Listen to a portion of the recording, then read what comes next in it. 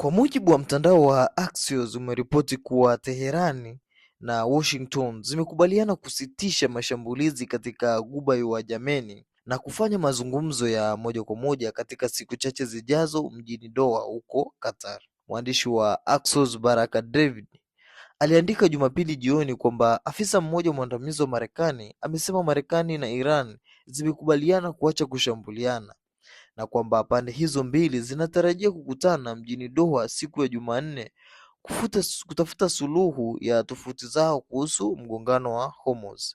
Kwa mujibu wa Axios, mazungumzo hayo yataangazia zaidi suala la mlango wa Hormuz na sio kitu kingine. Irani imehusisha mapigano mapya ya Marekani na kile kinachodaiwa ni kuingilia usimamizi wake wa mlango wa Hormuz.